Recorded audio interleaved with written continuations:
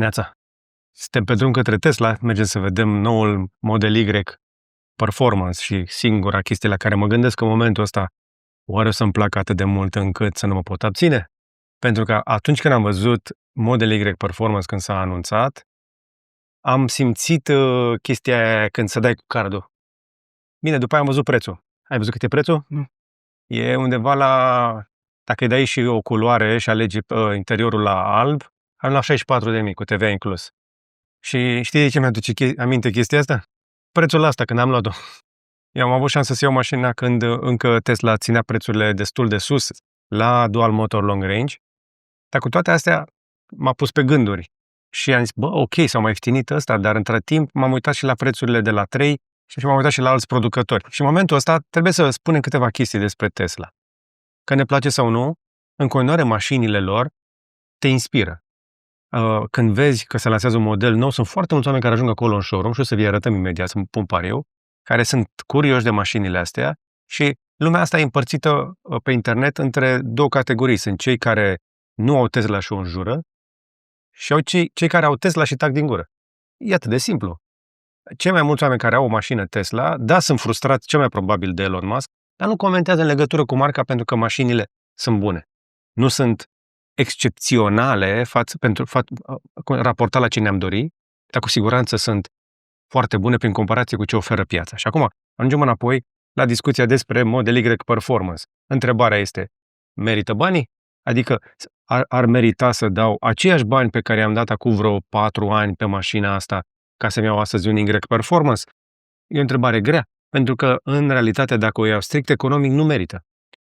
Există inclusiv Model 3 Standard Range care mi-ar rezolva 95% din problemă și o să vă explic un pic mai încolo de ce. Iar Model Y Standard Range de asemenea sau Long Range Single Motor iarăși sunt niște opțiuni bune.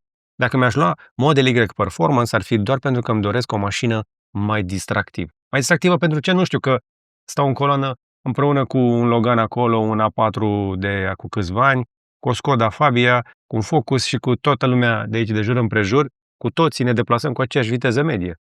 Și atunci diferența între mine și ceilalți rămâne doar confortul și statutul. Nu? Și pentru asta plătești. Atunci când îți iei o mașină, plătești pentru lucrurile astea. Dau deoparte beneficiile de mediu pentru că văd că o interesează pe prea puțini oameni.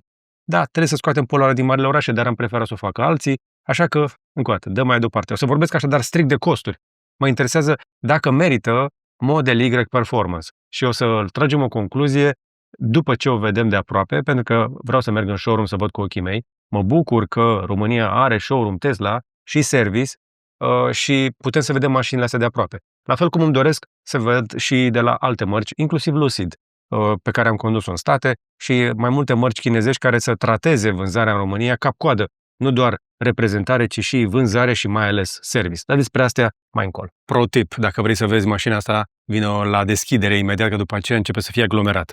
Sunt convins că ați văzut poze și filmulețe dacă sunteți curioși de mașina asta. Hai să vă arăt totuși care sunt lucrurile importante și diferențele între Model Y Performance și Model Y, pe care avem aici în showroom și pe care chiar am condus-o recent după momentul lansării. Așadar, asta lipsea din gamă, pentru că avem Standard Range, avem Long Range, avem acum și Performance. Și diferențele importante, dacă te uiți cu atenție, sunt destul de subtile, mai ales în versiunea asta pe albastru. Există și versiunea Ultra Red pe roșu, care arată mult mai spectaculos. Aici poți să vezi un Cherry Red, spre exemplu, pe 3 care arată excepțional de bine, dar nici asta nu este Performance. Îți recomand să arunci o privire la un 3 Performance. Arată mult mai bine întotdeauna față de generația anterioară. Și sunt mulți oameni care își doresc o mașină nouă, sunt în căutare și eu sunt unul dintre ei și atunci se uită să vadă ce e nou, cum face mașina asta mai interesantă, pentru că nu caut neapărat mai multă performanță și nici la autonomie nu vor fi diferențe și o să vă zic de ce. Deci, diferențele importante, prea multă vorbărie, da? Avem o bară puțin redesenată cu această buză glossy.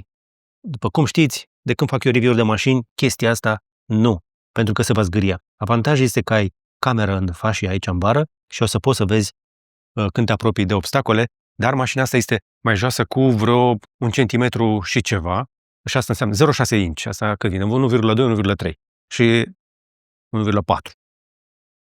Și atunci o să vezi când te apropii de obstacole, dar va trebui să fii atent și să cauți tu butonul pentru a vedea când te apropii. În rest, accentele astea cu negru se preiau pe oglindă. Oglinda este vopsită acum negru Avem în continuare acest blackout pe toate ornamentele, dar oglinda este negru lucios.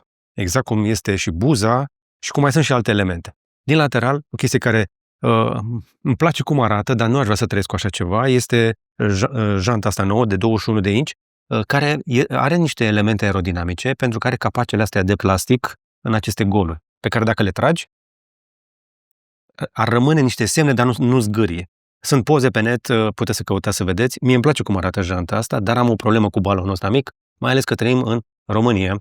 Așadar, aici suntem la 255 pe 35 pe 21, eu aș coborî la 19 cu balon de 45. Nu știu încă, însă dacă ar încăpea, pentru că avem aceste etriere vopsite roșu și ar mai fi loc lângă ele, cred că pot să cobor fără probleme la 20. Dar, acum serios, dacă ții un performance, probabil că circul pe drumuri mai bune, nu o să faci prea mult off-road, nu? Și nu o să te deranjeze foarte tare chestia asta.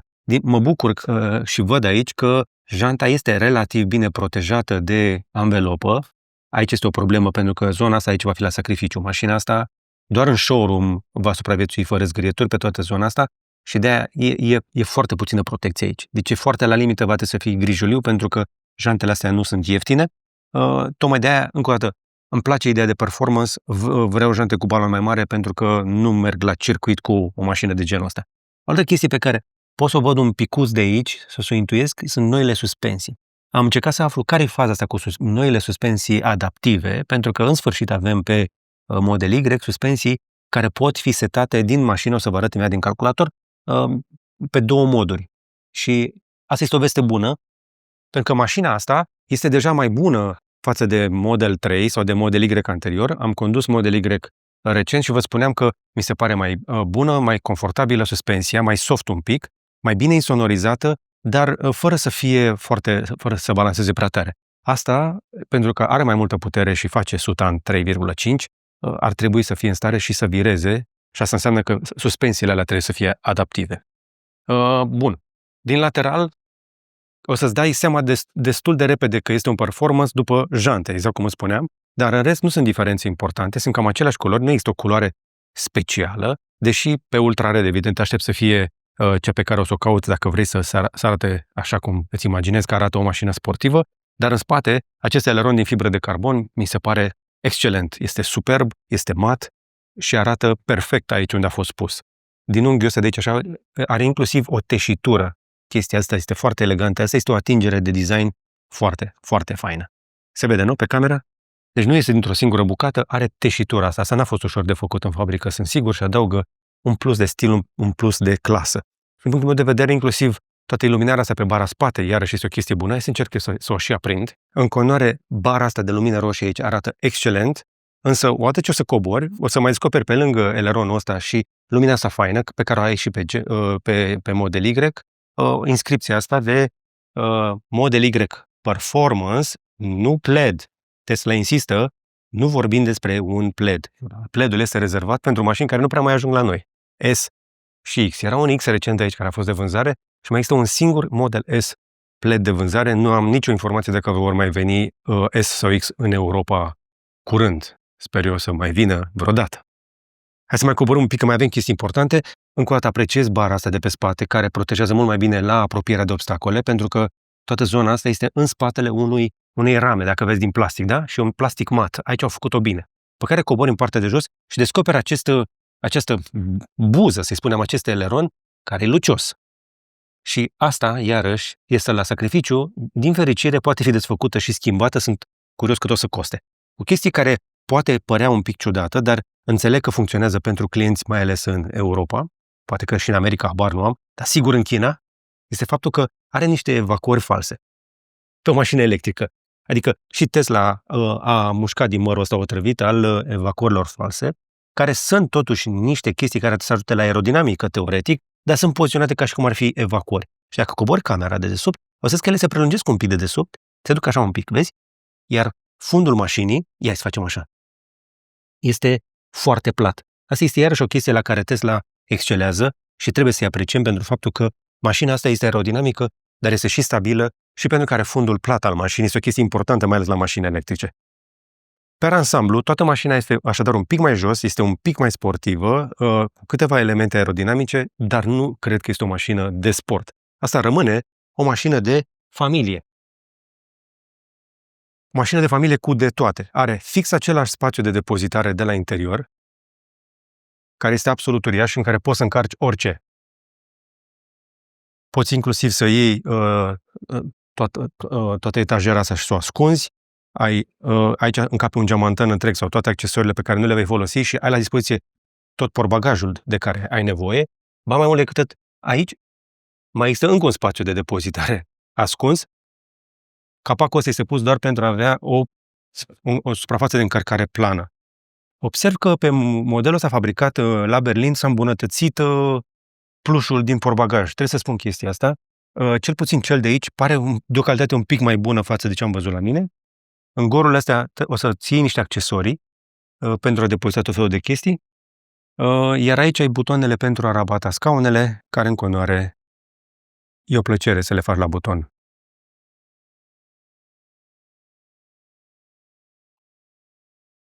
Diferența față de modelul anterior, cum am și eu, este că poți să le și aduci înapoi. Și pot fi date mai față, mai în spate. Asta e o chestie de confort și face mașina asta, chiar dacă este electrică, mai spațioasă decât multe SUV-uri de clasă mare de la brandurile germane. Trebuie să spunem lucrul ăsta, pentru că mașina asta este înainte de orice o mașină de familie și ăsta este și motivul pentru care mă uit la ea până la un punct, că parcă nu mai vreau chiar atât de mult spațiu, dar cât de mult spațiu? Hai să vedem un pic locurile din spate.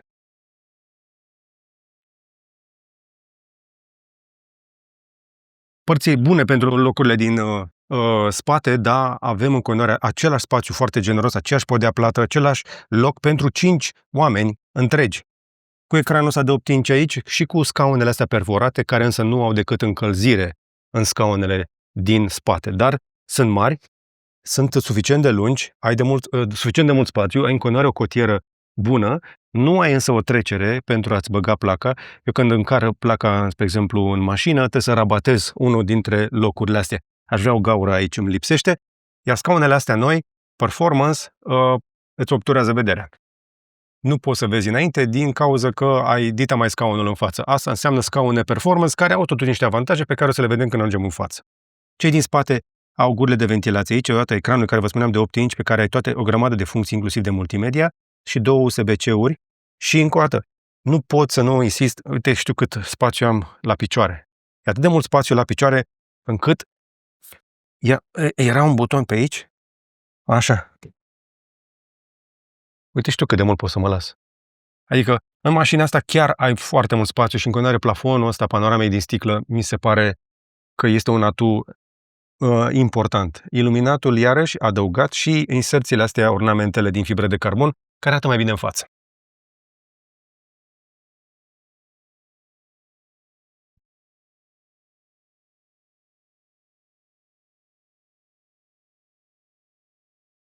Și acum, aici în față pot să-ți arăt mai bine toată partea asta de ornamente. Avem aceste inserții de fibre de carbon, aceeași calitate frumoasă pe care am văzut-o și pe Eleron.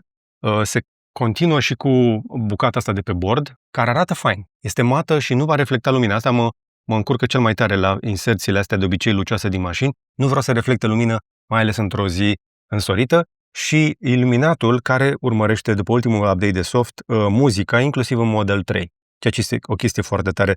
Am avut Model 3 la mașină de schimb, cât am avut mașina la o revizie aici și când a venit update-ul de soft m-am distrat foarte tare că am băgat subfocus, am băgat dubstep și făceau foarte fain, foarte fain. Bun, așadar ambientul important, cam asta e ceea ce o să vezi, plus această tabletă de 16 inch. Nici n-am cerut voie pentru chestia asta, dar mi se pare un pic disgrațios, așa că o să le resturnăm după aceea, fac eu cumva să le dau folia la loc, dar nu mă pot abține, trebuie să dau deoparte țipla asta. Nu arată așa bine, nu-i ce trebuie. Uite și tu ecranul ăsta minunat de 16 inch cu rezoluție QHD. Ce înseamnă asta? Este mai mult decât Full HD. Are mult mai mulți pixeli decât generația anterioară și chestia asta se vede. Cei de la Tesla au schimbat inclusiv engine-ul ăsta pentru a vizualiza mașina și uite și tu cum arată. Deci că e într-un joc. Pentru că mașina poate rula jocuri, dar și tot felul de chestii de inteligență la bord. Ai văzut așa ceva pe o mașină? Da, este un singur ecran, este frustrant pentru unii ca mine. Eu mi-aș dori încă un ecran aici, aș vrea să pot plăti opțiune de a avea încă un ecran aici și aș vrea inclusiv o manetă aici pentru mersul înainte și înapoi, drive, lucrurile astea, pentru că altfel, dacă vreau să plec de pe loc, când o să iasă din modul de showroom, o să dau aici pe ecran. Dai cu cheia, dai înainte și mașina o să-și dea seama. Hai să zicem că fără aia pot să trăiesc. Am maneta asta însă și am informații din ce am auzit că pe Model 3 s-ar putea să se întoarcă semnalizatorul acesta, pentru că din categoria, știi, Tesla are teoria asta că nu ai șters, nu ai dat delete la destul de multe lucruri până nu trebuie să pui câteva la loc. E bine, vor aduce semnalizatorul înapoi pe Model 3, Doamne ajută. În rest, volanul mic, compact, sport și o poziție faină la volan în continuare, o percepție asta că ești într-un kart. Ai vedere foarte bună către înainte și nu-ți obturează nimic vederea. Acum, aș vrea totuși încă o dată, să am niște informații aici legate de viteză, autonomie, aș vrea să le văd probabil și aici, poate indicatoarele, dacă nu un head-up display, deși nu sunt cel mai mare fan. Asta îmi lipsește și încă o dată, aș plăti pentru astfel de opțiune. Nu eram pregătit să plătesc, dar îmi place ce am obținut. Scaunul șoferului de acum nu mai este doar încălzit și ventilat ca pe Y sau ca pe Model 3, are aceste inserții noi. Azi mă dă jos ca să-ți arăt mai bine scaunul. Avem această chestie de plastic care spune că ești într-un Model 3 Performance. M-am pus să sting eu farurile ca să nu mai comenteze că îi descărcăm bateria. Oprit. Așa. Că de aia face scandal. Și scaunele, pe lângă faptul că sunt încălzite, ventilate și au inserția asta și tătiera asta sportivă, au și suport lateral îmbunătățit față de generația anterioară. Și încă o chestie subapreciată, pe care puținul meu înțelege, este cât de lung reușește să fie scaunul ăsta. Ai o mașină suficient de spațioasă care îți oferă suport la picioare, inclusiv pentru oameni mai înalți. Eu nu sunt cel mai înalt, dar dacă aș fi mai înalt, aș aprecia mai ales chestia asta pe care o vedem la mărcile premium germane de ani de zile. Acum această extensie nu e lungă, dar îți adaugă câțiva centimetri de sprijin pe lungime și se retrage la nevoie. Așadar, dacă ai picioare mai scurte, poți să retragi chestia asta până la capăt, ăsta este maximum posibil, sau poți să o extinzi. Eu cred că asta o să fie utilă mai ales pentru cei care mai și moție poate mașina. Lași scaunul complet pe spate și dintr-o dată ai un scaun de lounge foarte confortabil. Încă o dată, scaunele acestea își memorează pozițiile, încă mai coboară. Asta este lungimea maximă pe care poți obții. Au și suport lombar, dar ar vrea să-mi spui dacă vezi suport lombar la scaunul pasagerului, care are și el reglajul ăsta. Da. În sfârșit, Tesla a readus suportul lombar pe scaunul pasagerului pe care îl șterseseră pentru că spuneau ei că nu-l folosesc decât 2% din pasageri. Așadar, ai și pentru cel din dreapta suportul acesta pentru pulpe, pentru picioare.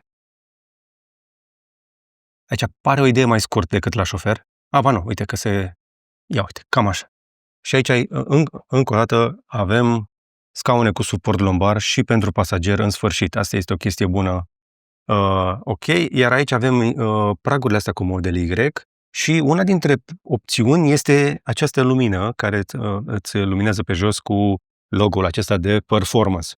Și dacă tot am vorbit de chestia asta, hai să vă zic foarte repede niște chestii legate de preț. La mașina asta sunt 3 chestii mari și late pe care poți să le adaug la prețul de plecare la momentul lansării de vreo 62.000, cu TVA inclus. Poți să adaugi culoarea, care e undeva la vreo... Hai să și vedem aici.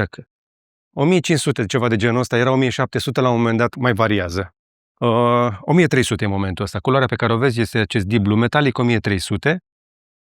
Jantele sunt în standard, iar interiorul este 1200 de euro. Și mai există cârligul de remorcare, care 1350 era 1700. Deci s-au mai ieftinit câteva din accesoriile astea. Deci 3 chestii, da? Ai culoarea la exterior, culoarea la interior și cârligul.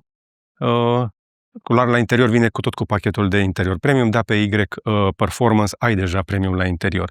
Și asta face mașina un pachet bun și asta mă duce la o discuție despre preț. O să mai las un deep dive extra cu ecranul din mijloc de acolo pentru zona de membri, dar acum vreau doar să vă las cu concluzia asta. Asta e 64-65 de mii cu tot ce v-am arătat, da? Comparați-o cu ce ați mai găsit prin piață. Și cu toate astea, va fi destul de greu să compari Model Y Performance cu ceva comparabil la preț, pentru că are aceeași accelerație cu un Urus S. Da? Are mai mult spațiu decât un Urus, are aceeași accelerație, dar nu sună ca un Lambo și pentru toți cei care caută sunetul de motor termic, nu e acolo.